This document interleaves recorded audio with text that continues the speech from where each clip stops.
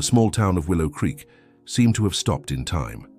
Nestled among the dense forests and mountains that surrounded it, Ezekiel Thompson's wooden house stood out not for its appearance, but for the mysteries it held.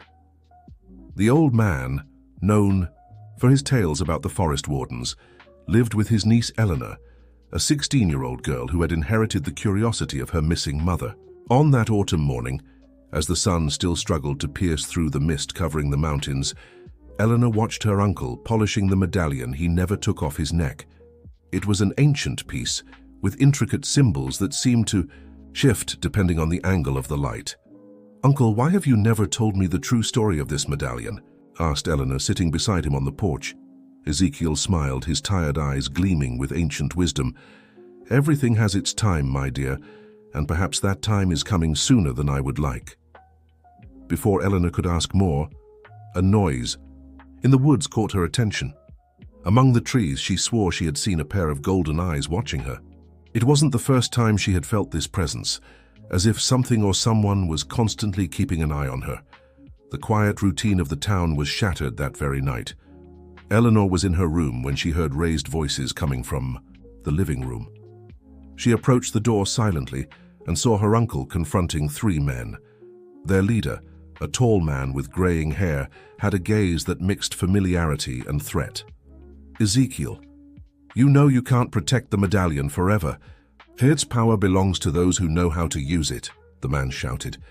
"Victor, you lost the right to speak of the medallion when you betrayed our oath," replied Ezekiel, his voice steady despite the visible fear in his eyes. The confrontation escalated quickly. The men advanced on Ezekiel, trying to snatch the medallion from his neck. That's when something extraordinary happened. A deep growl echoed through the house, and from the shadows emerged an immense black wolf, its golden eyes gleaming with an almost human intelligence. The animal moved with supernatural grace, positioning itself between Ezekiel and the attackers. Victor Blackwood stepped back, his face a mask of anger and frustration. "This isn't over, old friend. The medallion will have a new guardian soon." After the intruders left, Eleanor ran to embrace her uncle, but her eyes were fixed on the wolf, which, surprisingly, remained there, sitting like a silent guardian. Ezekiel touched the medallion and sighed deeply. "It's time for you to learn about your true heritage, Eleanor," he said, leading her to an ancient wooden chest that had always remained locked. "The forest wardens are not just legends I tell to entertain people. We are an ancient lineage of protectors, chosen by the forest itself to maintain the balance between the world of men and the natural world." As he spoke, Ezekiel removed an ancient book from the chest, its yellowed pages covered in symbols similar to those on the medallion. "This grimoire holds part of our history and our secrets. Your mother, she was one of us, one of the most powerful forest wardens I ever knew." Eleanor felt her heart race. For the first time, someone spoke of her mother not with sorrow, but with admiration and respect. "What happened to her, uncle?" "She vanished while investigating an ancient prophecy about the medallion. Victor, the man who attacked us today, was her partner in the search, but he became corrupted by the power they discovered, and your mother, she was lost trying to stop him." The black wolf approached Eleanor, pressing its snout against her hand. The touch was warm, comforting. "And him? Who is he?" "This is Shadow, one of the last spiritual guardians of the forest. He has been protecting our family for generations, especially since the disappearance of his mother." That night, as the full moon bathed Willow Creek in its silver light, Eleanor remained awake, studying the grimoire. The pages revealed a rich history about the forest wardens, their responsibilities and powers. But more intriguing were the mentions of a hidden power within the locket, something that only the chosen blood could awaken. In her room, the locket her uncle had temporarily entrusted to her began to emit a soft glow, pulsing like a distant heart. Through the window, Eleanor could see Shadow standing guard, his golden eyes reflecting the moonlight. A new journey was beginning, and she knew her life would never be the same. If this story intrigued you, don't forget to subscribe to our channel and give it a like. Tell us which city you're watching from, and stay tuned. With each passing day, Eleanor began to notice subtle changes in her perception of the world around her. The trees seemed to whisper ancient secrets, and she could feel the energy of the forest pulsing through the medallion. Her uncle watched her discoveries with a mix of pride and concern, knowing that each new power brought with it an even greater responsibility. During her walks through the woods, always accompanied by Shadow, Eleanor began to develop a deeper connection with nature. Flowers bloomed in her presence, birds perched nearby without fear, and even the oldest trees seemed to bend their branches toward her. "The medallion is responding to your blood," explained Ezekiel one night, as they examined ancient inscriptions in the grimoire together. "Your mother had the same gift." Margaret could feel the forest as if it were an extension of her own body. Her mother's name made Eleanor shiver. Margaret had disappeared when she was only 5 years old, leaving behind only hazy memories and a void that was never filled.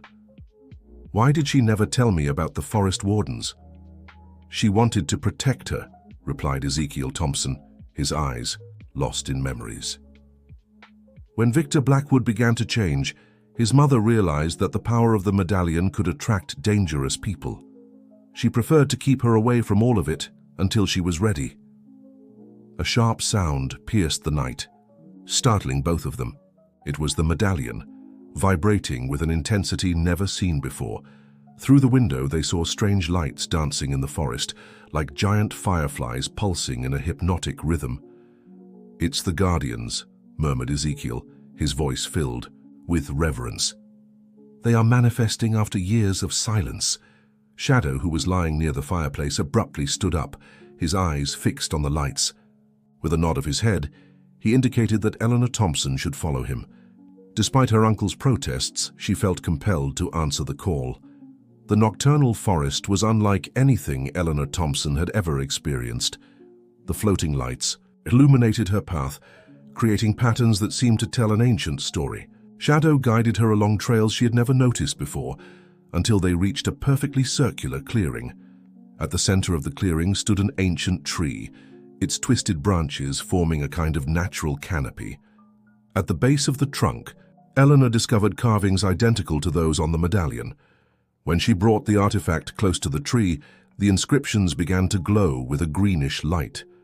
"This is where it all began," said a familiar voice behind her. It was Victor Blackwood emerging from the shadows with his followers. "Your mother and I discovered this place together years ago. It was here that we found the true purpose of the medallion." Eleanor stepped back, feeling Shadow tense beside her. "What do you want?" "I want to finish what we started," replied Victor, his soft voice masking a veiled threat. "Margaret was wrong to want to keep the power of the medallion dormant.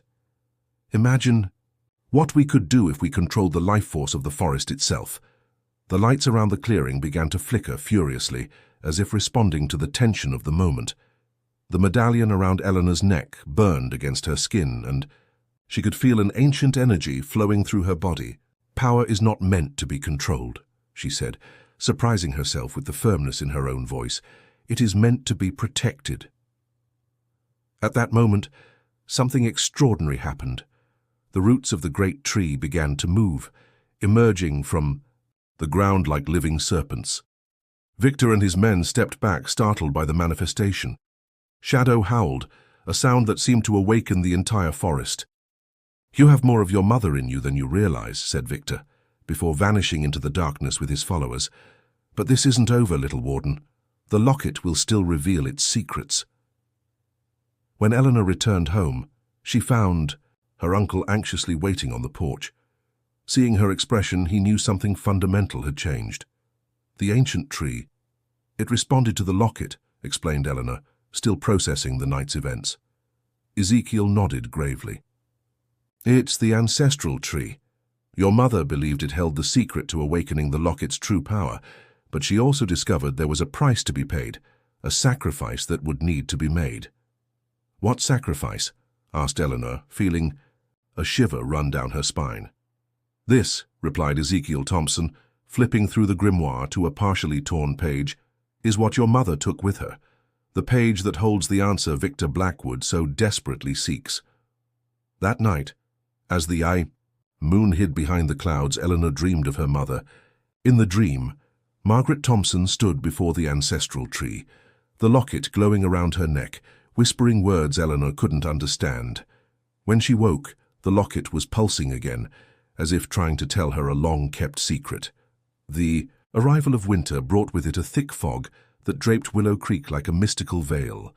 Eleanor spent more and more time studying the grimoire, trying to decipher the connections between the symbols on the locket and the inscriptions on the ancestral tree. Her dreams of Margaret became more frequent and vivid, always ending with her mother trying to tell her something important. One particularly cold morning, Eleanor discovered a series of symbols hidden along the edge of the locket that only became visible when exposed to the morning dew. Running to show her discovery to her uncle, she found the house empty. On the kitchen table, there was only a hastily written note. "I needed to check something in the ancient caves. Do not leave the house. Victor is closer than we think. Uncle Ezekiel." But Eleanor knew she couldn't wait. The medallion pulsed with urgency, and Shadow, who rarely strayed from her side, was restless. Determined, she tucked the grimoire into her backpack and set off toward the caves her uncle had mentioned, with the black wolf guiding her through the thick mist. As she walked, Eleanor began to notice something strange. The mist seemed to move unnaturally, forming patterns that resembled the symbols on the medallion. It was as if the air itself was trying to show her something. "The elements respond to the call of the chosen blood," a woman's voice echoed through the mist. For a moment, Eleanor thought she recognized her mother's tone, but when she turned, she found an elderly woman with hair as white as the mist itself. "Who are you?" asked Eleanor, feeling Shadow relax beside her as if recognizing the elder woman. "My name is Madame Agatha. I was the one who taught your mother about the deepest secrets of the forest wardens," replied the woman, her eyes gleaming with ancient wisdom. "And now it is your turn to learn." The old woman led Eleanor along a hidden path among the rocks, revealing the entrance to a cave that seemed to pulse with its own light. On the walls, ancient cave paintings told the story of the first forest wardens. "Your mother discovered that the medallion was not just a symbol of power," explained Madame Agatha, touching the paintings with reverence. "It is a key, a link, between our world and the realm of the spiritual guardians." "Like Shadow?" asked Eleanor, watching the wolf who seemed to understand every word. "Yes, but it goes beyond that. The guardians are just a part of something greater. The medallion in the right hands can restore the lost balance between the worlds. That's what your mother discovered, and that's why she had to leave." Before Madame Agatha could explain further, they heard voices approaching. It was Victor Blackwood with his men, and this time they weren't alone. Dragged along with them was Ezekiel Thompson. "Ah, I see you found our little family gathering," said Victor, his cold smile illuminated by the lantern light. "Madame Agatha, it's been a while, still keeping secrets that don't belong to you." The elderly woman stepped in front of Eleanor. "The power you seek cannot be taken by force, Victor. You know that." "Perhaps not," he replied, pulling Ezekiel. "Food? But everyone has their price, isn't that right, old friend?" To Eleanor's horror, her uncle avoided looking into her eyes. "Forgive me, child," he murmured. "Victor has discovered where Margaret is. She's alive, but only he knows how to find her." The world seemed to spin around Eleanor. Her mother, alive. All this time, the medallion around her neck began to glow, intensely responding to the turmoil of her emotions. "What do you want?" she asked Victor Blackwood, her voice trembling. "I want you to complete the ritual your mother refused to finish," he replied. "On the next full moon, when the veils between worlds are at their thinnest. Do this, and I will take you to Margaret Thompson." Madame Agatha grabbed Eleanor Thompson's arm. "Don't trust him. Your mother sacrificed everything to prevent the ritual from being completed. If the portals are opened the wrong way, the balance will be destroyed forever." At that moment, Shadow let out a howl that made the walls of the cave tremble. The mist began to seep through the entrance, thicker and more alive than ever, forming spectral figures that danced around them. "Choose quickly, little Eleanor," said Victor, retreating with his men in the face of the supernatural manifestation. "You have until the next full moon to decide, the legacy of the forest wardens or your mother." When the mist dissipated, Victor had left, taking Ezekiel with him. Eleanor fell to her knees, feeling the weight of the choice she would have to make. Madame Agatha placed a hand on her shoulder, while Shadow nuzzled his snout against her hand. "There is more to this story than Victor is telling," said the elder. "Your mother left clues, preparing for this moment. The medallion knows the way, but you will need to be strong to follow it." Looking at the artifact glowing around her neck, Eleanor knew she was at the center of something much larger than herself. The truth about her mother, the fate of the forest, and the balance between the worlds, it all depended on her next decisions. If this story intrigued you, don't forget to subscribe to our channel and hit like. Let us know which city you're watching from, and let's continue. The days that followed were filled with intense preparation. Under the guidance of Madame Agatha, Eleanor began to learn the ancient rituals of the forest wardens. The locket responded more strongly to her presence with each passing day, and through it, she started catching glimpses of what her mother had discovered years ago. "The symbols on the locket aren't just decorative," explained Madame Agatha, as she prepared an herbal infusion in the small cabin where they now hid. "They form a map, a path through the veils that separate our world from the realm of the Guardians." During her training sessions, Eleanor discovered she could communicate with Shadow through a subtle mental connection. The Black Wolf shared fragmented memories of Margaret with her, revealing a determined woman who had uncovered something unsettling about the true purpose of the ritual Victor wanted to complete. One night, while studying the grimoire by candlelight, Eleanor noticed something strange on the remaining pages. When she brought the locket closer to the book, hidden words began to appear in the margins, written in her mother's handwriting. "The portal must not be opened out of ambition.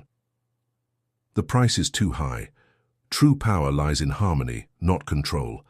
My dear daughter, if you are reading this, know that every choice I made was to protect not only you, but the balance of all worlds." "Madame Agatha," called Eleanor, her voice trembling, "I think I found something." The elder woman examined the words carefully. Margaret was always wiser than all of us. She discovered that the ritual Victor intends to perform would not only open the portals between worlds, but also give him control over the Guardians. And that would be bad because the Guardians are not servants to be controlled. They are the very spirit of nature. Controlling them would mean corrupting the essence of life. That same night, Eleanor had the most vivid dream yet. In it, her mother stood before a circle of ancient stones, the medallion glowing with an intense light. Margaret looked directly at her and said, "The true portal is where the first warden made his oath. Look for the mark of the crescent moon on the oldest stone." Startled awake, Eleanor found Shadow watching her. The wolf seemed to have shared the same dream, as he immediately headed to the door, signaling that they should leave. "Wait," said Madame Agatha, emerging from the shadows. "You cannot go alone. The full moon is near and Victor will be watching." "But my mother is trying to show us something," insisted Eleanor. "If we don't go now, we might lose our only chance to stop the ritual." After a moment of hesitation, the elder nodded. "Then I will give you something your mother left with me." She briefly disappeared into a back room of the cabin, returning with a small cloth bundle. Inside was an ancient dagger, its blade covered with the same symbols as the medallion. "This is the ancestral blade. Margaret used it to seal the original portal when she realized the danger Victor Blackwood posed." Guided by Shadow, Eleanor and Madame Agatha ventured into the night forest. The medallion pulsed more strongly as they approached an older part of the woods, where the trees were so large and ancient that their canopies formed a natural cathedral. In the center of a clearing, they found the stone circle from the dream. There were 7 monoliths arranged in a perfect circular pattern, and in the center, a smaller stone with the mark of the crescent moon carved into its surface. "It's here," whispered Eleanor, feeling the medallion vibrate intensely. But they were not alone. From the shadows emerged Victor Blackwood and his men, and with them Ezekiel Thompson, still his prisoner. "I knew you would find this place," said Victor, his voice filled with triumph. "The blood of the forest wardens always finds its way back." "Where is my mother?" demanded Eleanor, gripping the dagger tightly. Victor's smile faltered for a moment. "Closer than you think. In fact, she was never really far away." At that moment, the medallion began to glow with a blinding intensity, and a figure emerged from the very light, Margaret Thompson, but not as Eleanor remembered her. Your mother seemed to be between two worlds, her translucent form glowing with a light of its own. "Mother," whispered Eleanor, tears streaming down her face. Margaret's apparition caused a profound silence in the clearing. Her ethereal form hovered between the monoliths, her eyes fixed on Eleanor with infinite love and sorrow. "My daughter," her voice echoed like music in the night air, "you have grown so much.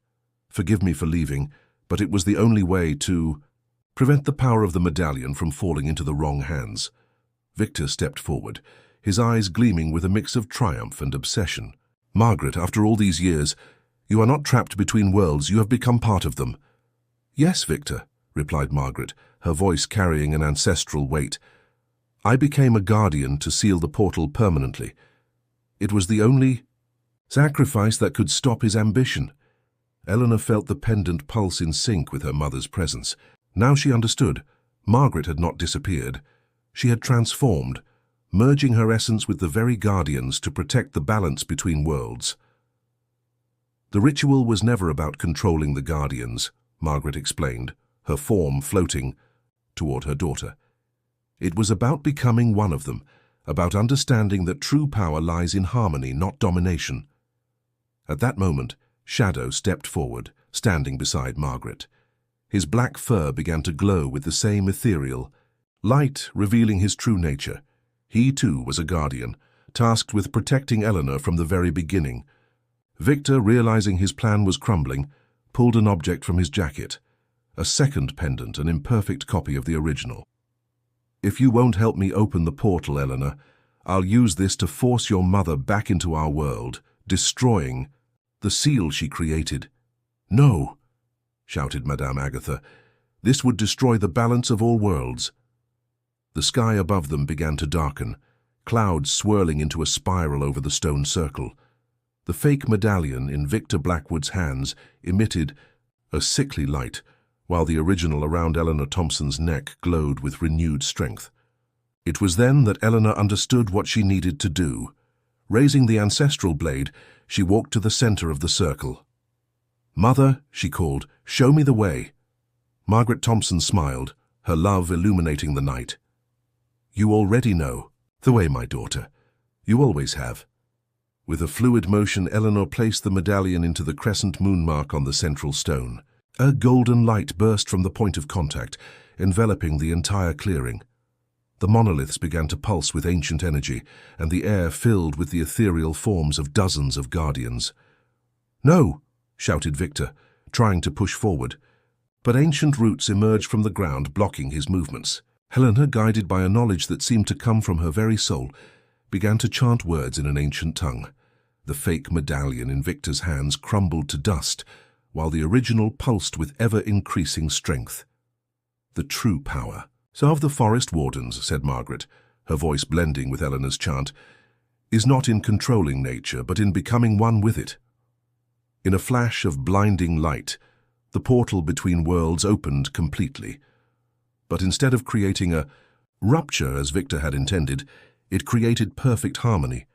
The guardians danced between worlds, restoring the natural balance that should have always existed.